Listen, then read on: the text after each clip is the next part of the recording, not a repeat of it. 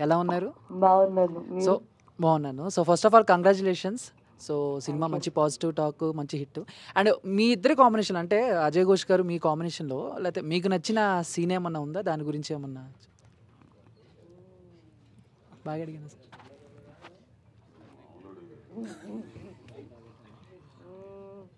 నాకు నాకు స్టార్టింగ్ చెప్తారు కదా,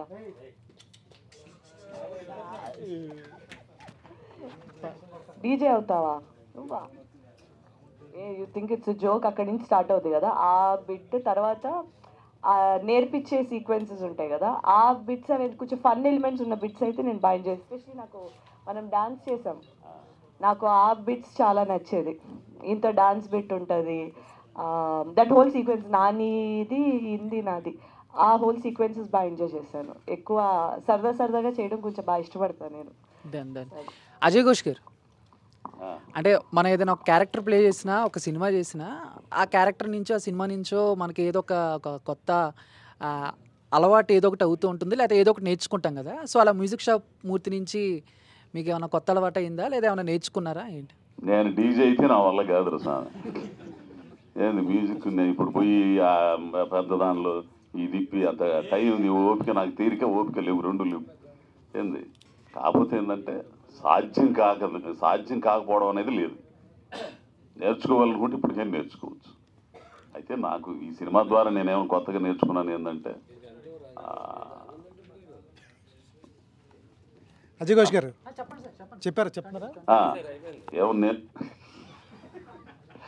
నేర్చుకుంది ఏంటంటే ఎప్పుడు చెప్పేది అందరూ ఏంది, విషయం ఉంటే జనం ఆదరిస్తారు అనేది తెలుసుకున్నాను. అజయ్ ఘోష్ గారు చెప్పిన ముఖ్యంగా సీన్ పోలీస్ స్టేషన్లో వచ్చే సీన్ ఒకటి ఉంది, చాలా బాగుంది. చాలా దాన్ని చూసి మీ ఫ్రెండ్ ఎవరు రావిశెట్టి సాంబయ్య ఏడ్చాడంట, ఎవరో చెప్పారు. సాంబశివరావు, రవిశెట్టి సాంబశివరావు అని. ఆ స్టోరీ ఏంటి అది?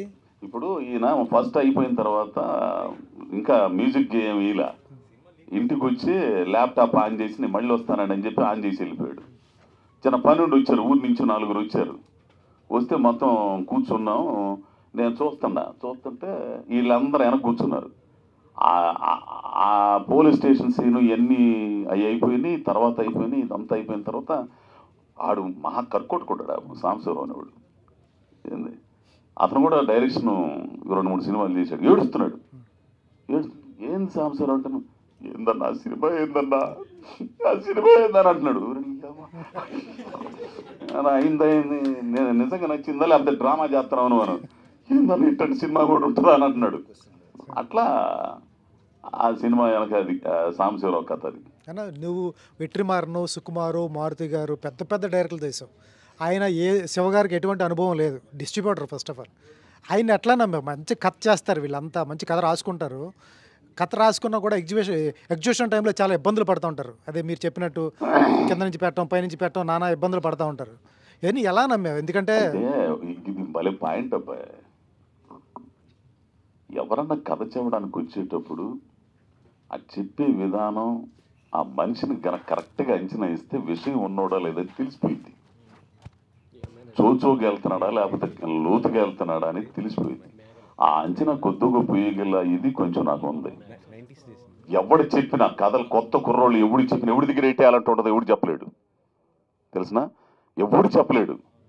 సో ఖచ్చితంగా కొత్త కుర్రోళ్ళు ఎవడు కథ చెప్పినా నేను ఇప్పుడు వింటానంటాను. నేను ఏమంటే మీకు అదంటే బలవుడి స్వామి ఆఫీస్ అడ్రస్ నేను వచ్చేస్తానంట. లేదండి మీరు ఎక్కడుంటారు చెప్పండి సార్. వద్దు, నువ్వు నా ఉన్న చోటకు వద్దు, నేనే వస్తా. ఏంటాను అది చెప్పేటప్పుడు ఆలోచిస్తా, ఓహో విషయం ఉంది అనుకుంటే మాత్రం సరేనబ్బా చేద్దాం అని అంటుంటాను అనమాట. అట్లా నేను ఎవరిని కాదనండి కథ చెప్పేవాళ్ళందరినీ కూడా. శివ కథ చెప్పేటప్పుడు ఆ చెప్పే తీరు ఉంటుంది, దాన్ని బట్టి అర్థమైపోయింది విషయం ఉన్నోడని.